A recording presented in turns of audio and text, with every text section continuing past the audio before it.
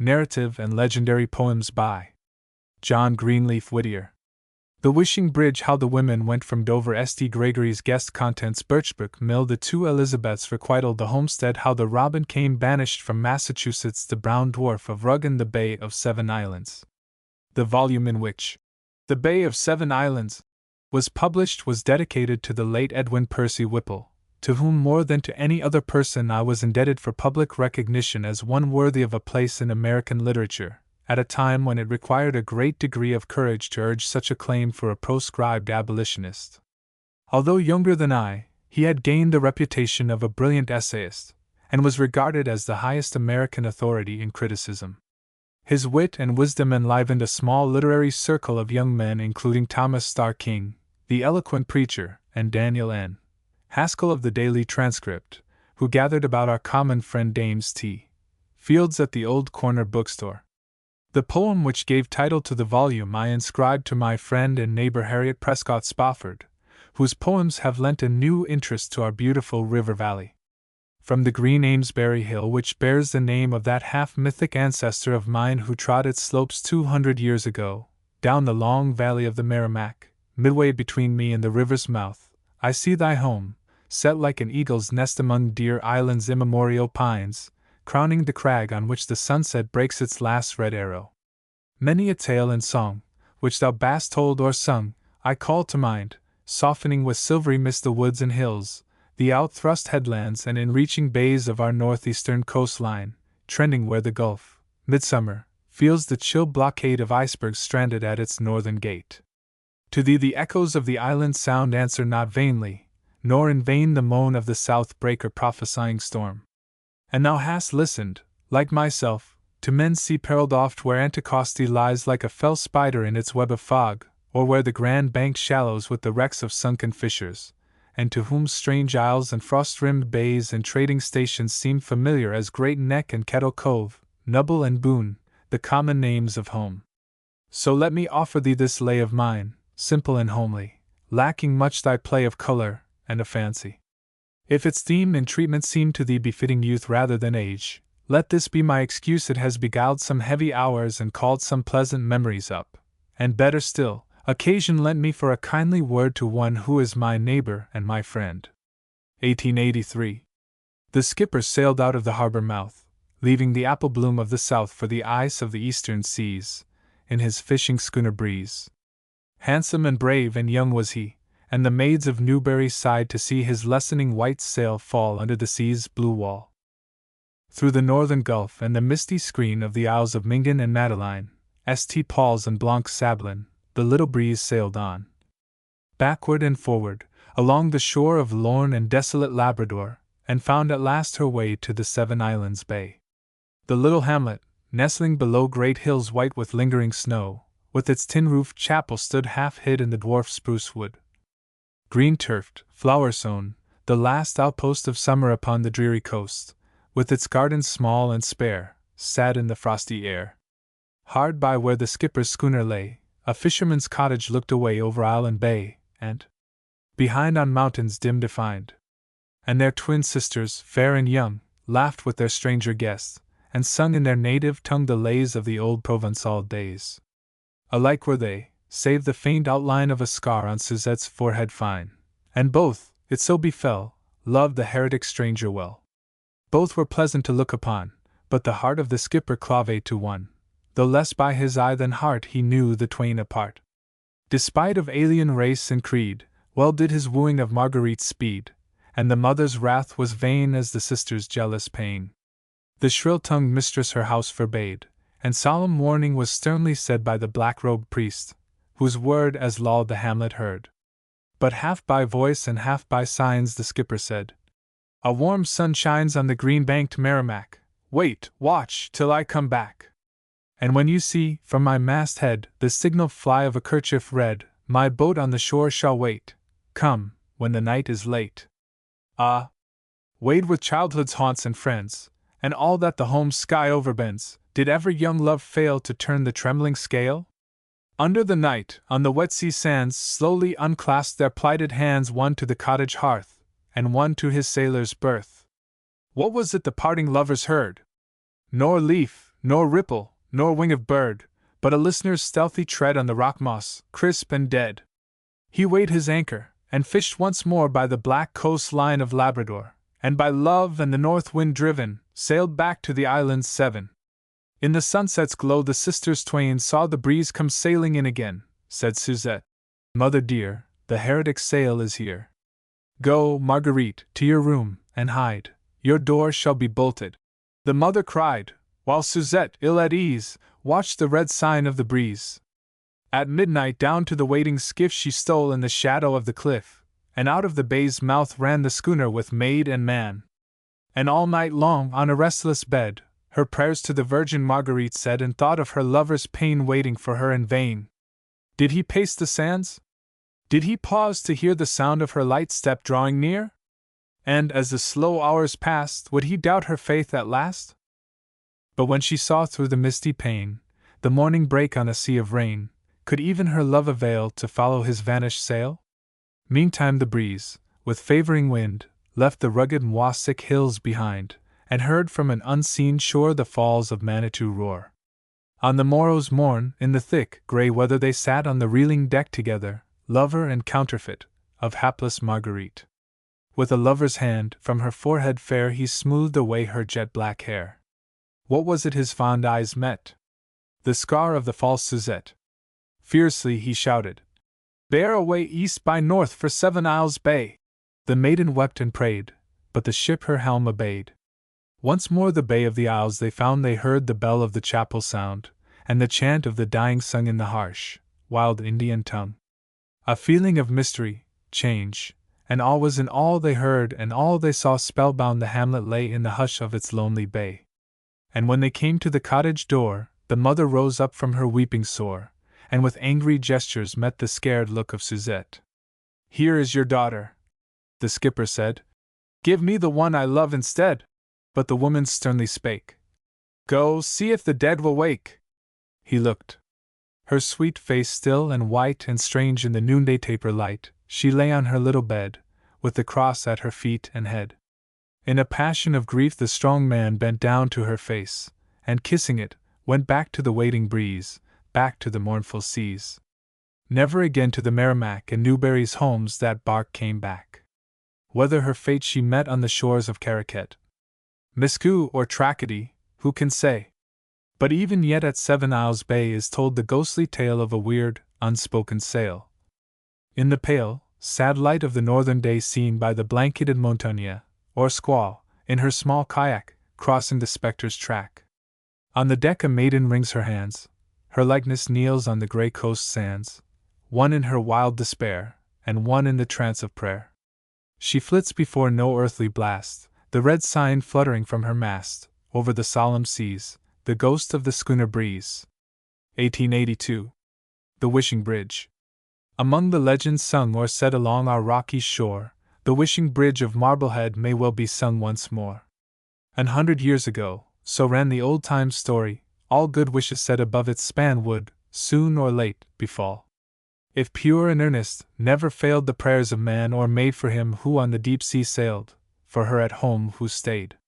Once thither came 2 girls from school, and wished in childish glee, and one would be a queen and rule, and one the world would see. Time passed, with change of hopes and fears, and in the selfsame place 2 women, grey with middle years, stood, wondering, face to face. With wakened memories, as they met, they queried what had been. "A poor man's wife am I, and yet," said one, "I am a queen. My realm a little homestead is, where, lacking crown and throne, I rule by loving services and patient toil alone." The other said, "The great world lies beyond me as it lay, o'er love's and duty's boundaries my feet may never stray. I see but common sights of home, its common sounds I hear, my widowed mother's sick bedroom sufficeth for my sphere. I read to her some pleasant page of travel far and wide, and in a dreamy pilgrimage we wander side by side. And when, at last, she falls asleep, my book becomes to me a magic glass, my watch I keep, but all the world I see. A farm wife queen your place you fill, while fancy's privilege is mine to walk the earth at will, thanks to the Wishing Bridge." "Nay, leave the legend for the truth," the other cried. and say God gives the wishes of our youth, but in his own best way. 1882. How the Women Went from Dover. The following is a copy of the warrant issued by Major Waldron, of Dover, in 1662. The Quakers, as was their wont, prophesied against him, and saw, as they supposed, the fulfillment of their prophecy when, many years after, he was killed by the Indians. To the constables of Dover, Hampton, Salisbury, Newbury, Rowley, Ipswich, Wenham, Lynn, Boston, Roxbury, Dedham, and until these vagabond Quakers are carried out of this jurisdiction, you, and every one of you, are required, in the King's Majesty's name, to take these vagabond Quakers, and Coleman, Mary Tompkins, and Alice Ambrose, and make them fast to the cart's tail, and driving the cart through your several towns, to whip them upon their naked backs not exceeding 10 stripes apiece on each of them, in each town, and so to convey them from constable to constable till they are out of this jurisdiction. As you will answer it at your peril, and this shall be your warrant. Richard Waldron. Dated at Dover, December 22, 1662. This warrant was executed only in Dover and Hampton. At Salisbury the constable refused to obey it. He was sustained by the townspeople, who were under the influence of Major Robert Pike, the leading man in the lower valley of the Merrimack, who stood far in advance of his time, as an advocate of religious freedom, and an opponent of ecclesiastical authority. He had the moral courage to address an able and manly letter to the court at Salem, remonstrating against the witchcraft trials. The tossing spray of Cocheco's fall hardened to ice on its rocky wall, as through Dover town in the chill, grey dawn, 3 women passed, at the cart tail drawn, bared to the waist, for the north wind's grip and keener sting of the constable's whip. The blood that followed each hissing blow froze as it sprinkled the winter snow. Priest and ruler, boy and maid followed the dismal cavalcade, and from door and window, open throne, looked and wondered gaffer and crone. God is our witness, the victims cried, we suffer for him who for all men died. The wrong ye do has been done before, we bear the stripes that the Master bore. And now, O Richard Waldron, for whom we hear the feet of a coming doom, on thy cruel heart, and thy hand of wrong vengeance is sure, though it tarry long. In the light of the Lord, a flame we see climb and kindle a proud roof tree, and beneath it an old man lying dead, with stains of blood on his hoary head. Smite, goodman, hate evil, harder still, the magistrate cried. Lay on with a will. Drive out of their bodies the father of lies, who through them preaches and prophesies. So into the forest they held their way, by winding river and frost-rimmed bay, over wind-swept hills that felt the beat of the winter sea at their icy feet. The Indian hunter, searching his traps, peered stealthily through the forest gaps, and the outlying settler shook his head. "The witch is going to jail," he said. At last a meeting-house came in view. A blast on his horn the constable blew, and the boys of Hampton cried up and down, "The Quakers have come!" to the wondering town. From barn and woodpile the goodman came. The goodwife quitted her quilting frame, with her child at her breast, and hobbling slow, the grandam followed to see the show. Once more the torturing whip was swung, once more keen lashes the bare flesh stung. "Oh, spare! They are bleeding!" a little maid cried, and covered her face the sight to hide. A murmur ran round the crowd. "Good folks," quoth the constable, busy counting the strokes. "No pity to wretches like these is due, they have beaten the gospel black and blue." Then a pallid woman, in wild-eyed fear, with her wooden noggin of milk drew near. "Drink, poor hearts!" A rude hand smote her draught away from a parching throat. "Take heed," one whispered. "They'll take your cow for fines, as they took your horse and plough, and the bed from under you." "Even so," she said. "They are cruel as death, I know." Then on they passed, in the waning day, through Seabrook woods, a weariful way, by great salt meadows and sand hills bare, and glimpses of blue sea here and there. By the meeting-house in Salisbury town, the sufferer stood, in the red sundown, bare for the lash. O pitying night, drop swift thy curtain and hide the sight. With shame in his eye and wrath on his lip, the Salisbury constable dropped his whip.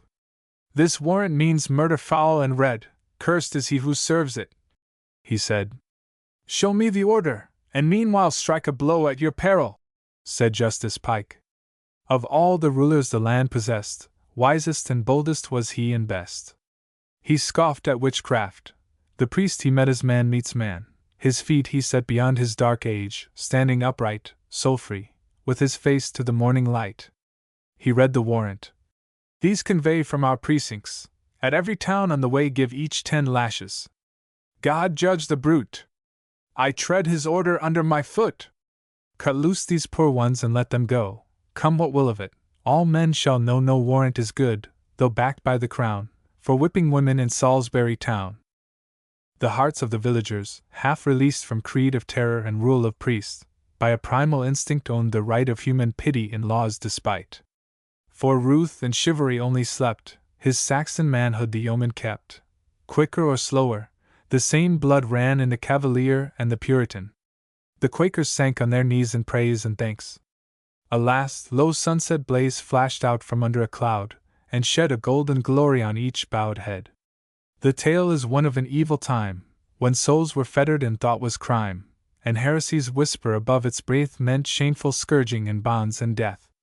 What marvel, that hunted and sorely tried, even woman rebuked and prophesied, and soft words rarely answered back the grim persuasion of whip and rack.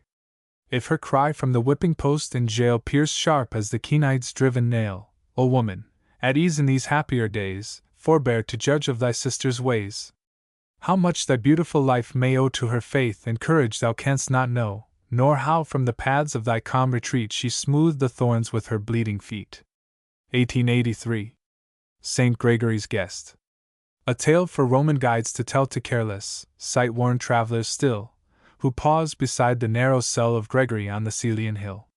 One day before the monk's door came a beggar, stretching empty palms, fainting and fast sick, in the name of the most holy asking alms.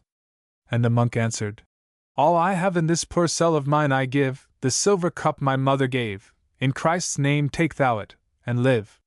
Years passed, and called at last to bear the pastoral crook and keys of Rome, the poor monk, in St. Peter's chair, sat the crowned Lord of Christendom. Prepare a feast, St. Gregory cried, and let 12 beggars sit thereat. The beggars came, and one beside, an unknown stranger, with them sat. I ask thee not, the pontiff spake, O stranger, but if need be thine, I bid thee welcome, for the sake of him who is thy Lord and mine. A grave, calm face the stranger raised, like his who on Gennesaret trod, or his on whom the Chaldeans gazed, whose form was as the Son of God. Know'st thou, he said, thy gift of old? And in the hand he lifted up the pontiff marveled to behold once more his mother's silver cup. Thy prayers and alms have risen, and bloomed sweetly among the flowers of heaven. I am the wonderful, through whom whatever thou askest shall be given. He spake and vanished. Gregory fell with his 12 guests in mute accord prone on their faces, knowing well their eyes of flesh had seen the Lord. The old-time legend is not vain, nor vain thy art, Verona's Paul, telling it o'er and o'er again on grey Vicenza's frescoed wall. Still wheresoever pity shares its bread with sorrow, want, and sin, and love the beggar's feast prepares, the uninvited guest comes in. Unheard because our ears are dull, unseen, because our eyes are dim, he walks our earth, the wonderful, and all good deeds are done to him. 1883. Birchbrook Mill. A noteless stream, the birchbrook runs beneath its leaning trees. That low, soft ripple is its own, that dull roar is the sea's. Of human signs it sees alone the distant church spire's tip, and ghost-like, on a blank of grey, the white sail of a ship. No more a twaller at the wheel, it wanders at its will, nor dam nor pond is left to tell where once was Birchbrook Mill. The timbers of that mill have fed long since a farmer's fires. His doorsteps are the stones that ground the harvest of his sires. Man trespassed here, but nature lost no right of her domain. She waited, and she brought the old wild beauty back again. By day the sunlight through the leaves falls on its moist, green sod, and wakes the violet bloom of spring and autumn's golden rod. Its birches whisper to the wind, the swallow dips her wings in the cool spray, and on its banks the grey song sparrow sings. But from it, when the dark night falls, the schoolgirl shrinks with dread. The farmer, homebound from his fields, goes by with quickened tread. They dare not pause to hear the grind of shadowy stone on stone, the plashing of a water wheel where wheel there now is none. Has not a cry of pain been heard above the clattering mill? The pawing of an unseen horse, who waits his mistress still? Yet never to the listener's eye has sight confirmed the sound. A wavering birch line marks alone the vacant pasture ground. No ghostly arms fling up to heaven the agony of prayer, no spectral steed impatient shakes his white mane on the air. The meaning of that common dread no tongue has fitly told, the secret of the dark surmise the brook and birches hold. What nameless horror of the past broods here forevermore? What ghost his unforgiven sin is grinding o'er and o'er? Does, then, immortal memory play the actor's tragic part, rehearsals of a mortal life and unveiled human heart? God's pity spare a guilty soul that drama of its ill, and let the scenic curtain fall on Birchbrook's haunted mill 1884. The Two Elizabeths. Read at the unveiling of the bust of Elizabeth Fry at the Friends' School, Providence, R.I.A. died in 1209. Amidst Thuringia's wooded hills she dwelt, a high-born princess, servant of the poor, sweetening with gracious words the food she dealt to starving throngs at Wardbig's blazoned door. A blinded zealot held her soul in chains, cramped the sweet nature that he could not kill, scarred her fair body with his penance pains, and gauged her conscience by his narrow will. God gave her gifts of beauty and of grace, with fast and vigil she denied them all, unquestioning. With sad, pathetic face, she followed meekly at her stern guide's call. So drooped and died her home-blown rose of bliss in the chill rigor of a discipline that turned her fond lips from her children's kiss, and made her joy of motherhood a sin. To their sad level by compassion led, one with the low and vile herself she made, while thankless misery mocked the hand that fed, and laughed to scorn her piteous masquerade. But still, with patience that outwearied hate, she gave her all while yet she had to give, and then her empty hands, importunate, in prayer she lifted that the poor might live. Sore pressed by grief, and wrongs more hard to bear, and dwarfed, and stifled by a harsh control, she kept life fragrant with good deeds and prayer, and fresh and pure the white flower of her soul. Death found her busy at her task, one word alone she uttered as she paused to die. Silence! Then listened even as one who heard with song and winged the angels drawing nigh. Now Fra Angelico's roses fill her hands, and on Murillo's canvas, want and pain kneel at her feet. Her marble image stands worshipped and crowned in Marburg's holy fane. Yea, whereso her church its cross uprears, wide as the world her story still is told. In manhood's reverence, woman's prayers and tears, she lives again whose grave is centuries old. And still, despite the weakness or the blame of blind submission to the blind, she hath a tender place in hearts of every name, and more than Rome owns Saint Elizabeth. A. died in 1780. Slow ages passed, and lo! Another came, an English matron, in whose simple faith nor priestly rule nor ritual had claim, a plain, uncanonized Elizabeth. No sackcloth robe, nor ashen-sprinkled hair, nor wasting fast, nor scourge, nor vigil long, marred her calm presence. God had made her fair, and she could do his goodly work no wrong. Their yoke is easy and their burden light whose sole confessor is the Christ of God. Her quiet trust and faith transcending sight smoothed to her feet the difficult paths she trod. And there she walked, as duty bade her go, safe and unsullied as a cloistered nun, shamed with her plainness fashion's gaudy show, and overcame the world she did not shun.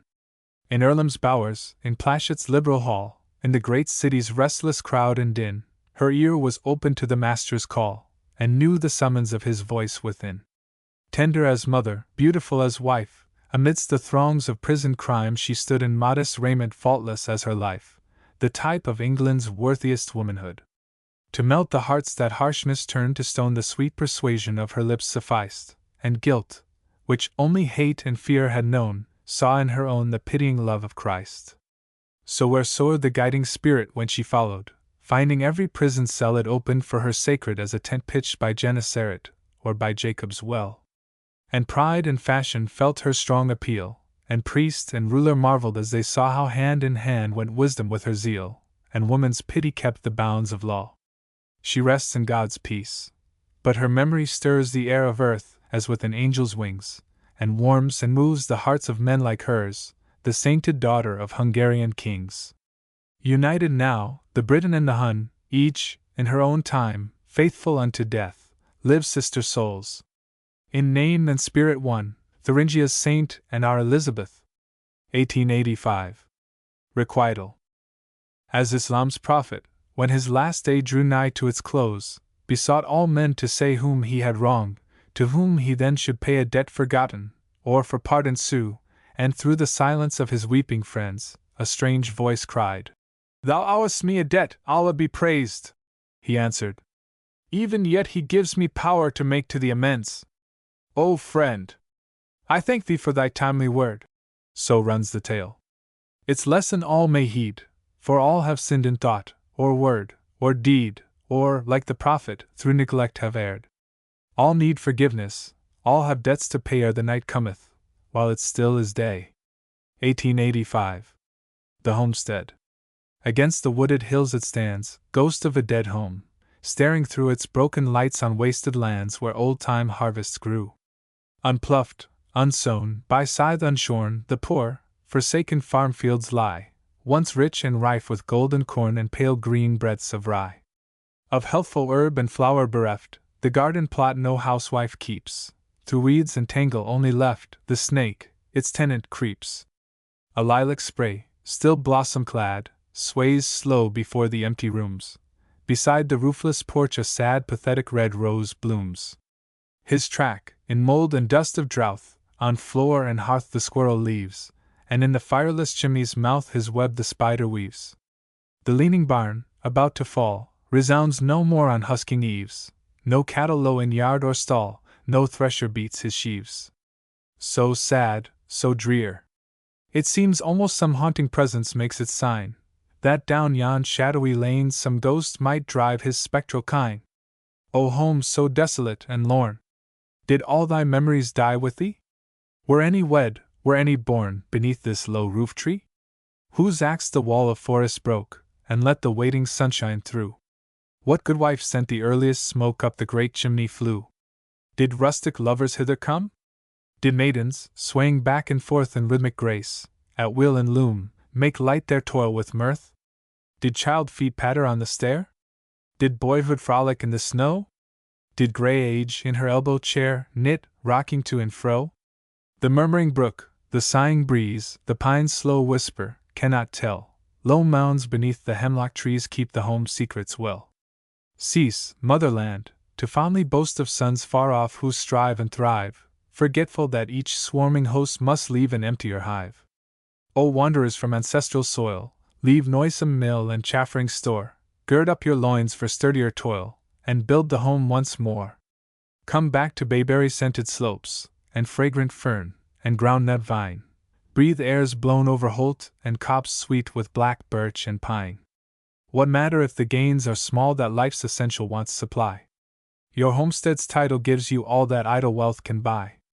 All that the many-dollared crave, the brick-walled slaves of change and mart. Lawns, trees, fresh air, and flowers you have, more dear for lack of art. Your own sole masters, freedom-willed, with none to bid you go or stay, till the old fields your fathers tilled, as manly men as they. With skill that spares your toiling hands, and chemic aid that science brings, reclaim the waste and outworn lands, and reign thereon as kings. 1886. How the Robin Came. An Algonquin legend. Happy young friends, sit by me, under May's blown apple tree, while these home birds in and out through the blossoms flit about. Hear a story, strange and old, by the wild red Indians told, how the robin came to be. Once a great chief left his son, well-beloved, his only one, when the boy was well-nigh grown, in the trial lodge alone. Left for tortures long and slow youths like him must undergo, who their pride of manhood test, lacking water, food, and rest. 7 days the fast he kept, 7 nights he never slept. Then the young boy, wrung with pain, weak from nature's overstrain, faltering, moaned a low complaint. "Spare me, father, for I faint!" But the chieftain, haughty-eyed, hid his pity in his pride. "You shall be a hunter good, knowing never lack of food. You shall be a warrior great, wise as fox and strong as bear. Many scalps your belt shall wear, if with patient heart you wait bravely till your task is done. Better you should starving die than that boy and squaw should cry shame upon your father's son. When next morn the sun's first rays glistened on the hemlock sprays, straight that lodge the old chief sought, and boiled samp and moose meat brought.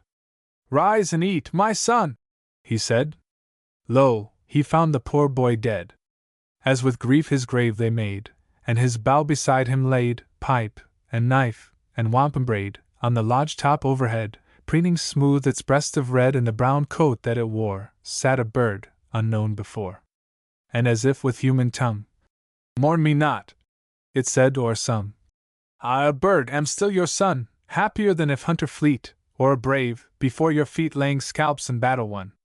Friend of man, my song shall cheer lodge and cornland, hovering near, to each wigwam I shall bring tidings of the corning spring. Every child my voice shall know in the moon of melting snow, when the maple's red bud swells, and the windflower lifts its bells. As their fond companion men shall henceforth own your son, and my song shall testify that of human kin am I. Thus the Indian legend saith how, at first, the robin came with a sweeter life from death, bird for boy, and still the same. If my young friends doubt that this is the robin's genesis, not in vain is still the myth if a truth be found therewith unto gentleness belong gifts unknown to pride and wrong. Happier far than hate is praise, he who sings than he who slays. Banished from Massachusetts. 1660. On a painting by E.A. Abbey.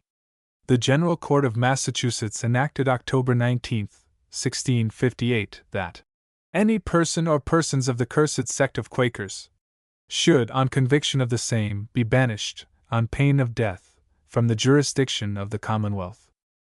Over the threshold of his pleasant home set in green clearings passed the exiled friend, in simple trust, misdoubting not the end.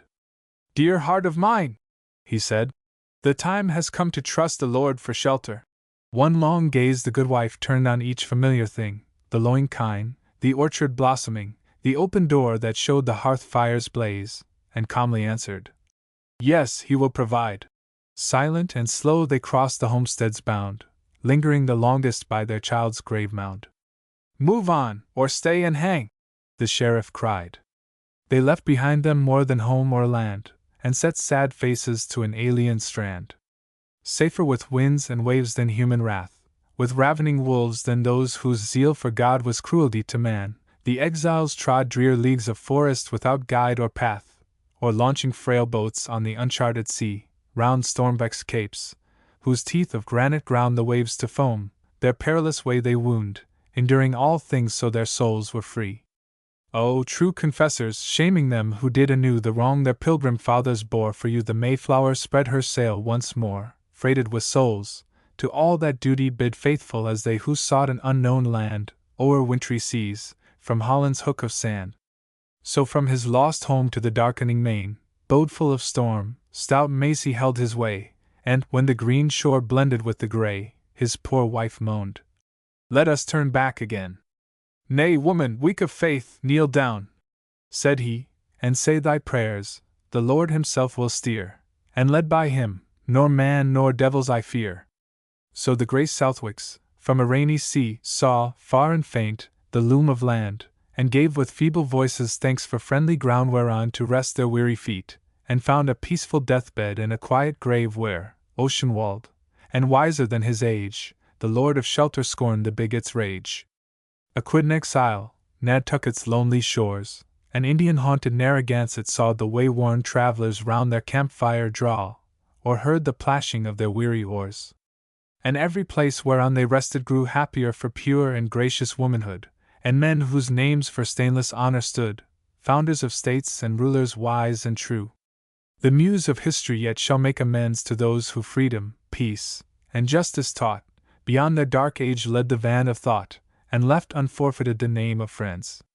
O Mother State, how foiled was thy design, the gain was theirs, the loss alone was thine. The Brown Dwarf of Ruggen. The hint of this ballad is found in Arndt's Märchen, Berlin, 1816. The ballad appeared first in St. Nicholas, whose young readers were advised, while smiling at the absurd superstition, to remember that bad companionship and evil habits, desires, and passions are more to be dreaded now than the elves and trolls who frighten the children of past ages. The pleasant Isle of Rügen looks the Baltic water o'er, to the silver-sanded beaches of the Pomeranian shore. And in the town of Rambin a little boy and maid plucked the meadow flowers together, and in the sea surf played.